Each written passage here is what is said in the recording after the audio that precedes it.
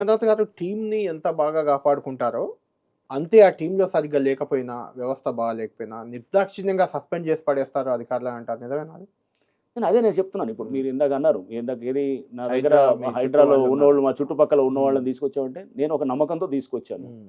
రేపు ఆ నమ్మకాన్ని కాపాడుకోకుండా అతను ఇష్టానుసారంగా తప్పుడుగా చేసిండనుకోండి, హ్మ్. అంతే చేస్తాను గతంలో డెఫినెట్‌గా. వరంగల్ అక్కడ సో, ఇక్కడ చాలా వరంగల్‌లో కూడా అంతే. సేమ్ సస్పెన్షన్‌లు చేశారు. వరంగల్‌లో నేను ఎళ్ళినప్పుడు నేను చూసాను. హ్మ్. చూసినప్పుడు అక్కడ అంతా కూడా పాతుకుపోయినట్టు కనపడ్డది హ్మ్. నాకు. హ్మ్. పాతుకుపోయినప్పుడు అంతా ఏంటంటే, ఎవడికాడు అంతా నాకు వీళ్ళ షఫుల్ సపోర్ట్ ఉంది, చేసేసారు. వాళ్ళ సపోర్ట్ ఉంది అని చెప్పేసి అనేటట్టు హ్మ్. అనిపించింది హ్మ్. మాటల్లో. హ్మ్. అనిపించినప్పుడు వాళ్ళ పనితీరులో నాకు అట్లా అనిపించింది. హ్మ్. సో, అప్పుడు ఎళ్ళంగానే ఒక దాదాపు 10 మందినో, 15 మందినో సస్పెండ్ చేశామన్నమాట. హ్మ్. సస్పెండ్ చేయగానే అందరూ సెటరేట్ అయ్యారు. Same thing IG multi correct. జోన్‌లో ఉన్నప్పుడు కూడా నేను అరౌండ్ 30 మెంబర్స్‌ని సస్పెండ్ చేశాను. సస్పెండ్ ఏది చేశారు. ఉన్న 3 నెలల్లోనే. కరెక్ట్. సో, ఇన్స్‌పెక్టర్స్‌ని, ఎస్ఐని అంటే చేసి అంత అంటే నిర్దాక్షిణ్యంగా నిర్దాక్షిణ్యం వ్యవహరిస్తారంటారన్నమాట. కాదండి. హ్మ్. సిస్టమ్స్ ఇప్పుడు ఒక వ్యక్తి ఒక సమస్యతోటి వెళ్ళినప్పుడు అక్కడ ఖచ్చితంగా రెస్పాండ్ కావాలి. మీరిక్కడ తీసి ఇంకో దగ్గరేస్తారు. అక్కడ వాడు అదే పని చేస్తాడు కదా మళ్ళీ. అదే సమస్య మళ్ళీ అదే ఇన్స్‌పెక్టర్‌కి వచ్చిందనుకోండి, ఆ! అతనే పరిగెత్తుకుంటూ మన దగ్గరకొస్తాడు. కరెక్ట్.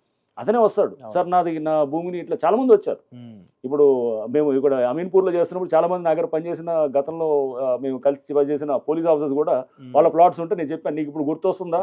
హ్మ్. అప్పుడు మనం అటువైపు ఉన్నాం. ఇప్పుడు ఇటువైపు నువ్వు ఫేస్ చేస్తున్నావు. హ్మ్. ఇప్పుడు నీ ప్లాట్‌ని ఎవడో కబ్జా చేస్తున్నాడు." హ్మ్. అప్పుడు వాళ్ళు రిటైర్ అయిపోయారు.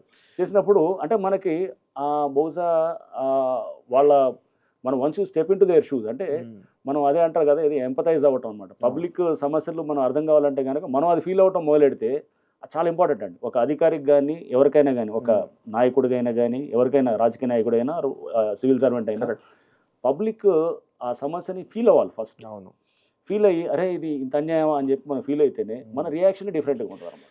రంగనాథ్ గారు మీ కళ్ళ ముందే ఐఏఎస్, ఐపీఎస్‌లు కూడా కొంతమంది కొన్ని భూములు కబ్జా చేశారని ఈ మధ్య హైకోర్ట్‌లో వచ్చినాయి. బయట వార్తలొచ్చినాయి. వాటి జోలికి మీరు వినట్లేదు మరి? అది దాంట్లో మీరు చూస్తే కోర్ట్ నాగారంది ఇష్యూ ఆ! అనుకుంటా. అది కోర్ట్‌లో కోర్ట్‌లో చేస్తున్నారు. ఉంది. కోర్ట్‌లో దాన్ని కలెక్టర్ రిపోర్ట్ అది అది ఇది కాదని చెప్పేసి హ్మ్. అది గవర్నమెంట్ ల్యాండ్ కాదని గవర్నమెంట్ ల్యాండ్. చెప్పేసి ఇచ్చారు.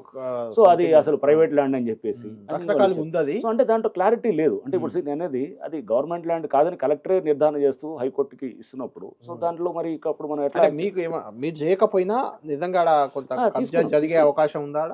అలా కాదు. అక్కడ దాంట్లో అనిపించదా నేనేది మీకు? మనం దీంట్లోకెళ్తే దానికెళ్ళిన దీంట్లో నేను అంటే ఇప్పుడు సిన్స్ హైకోర్టు దృష్టిలో ఉంది కాబట్టి నేను దాని మీద కామెంట్ అవును. చేయను. ఓకే.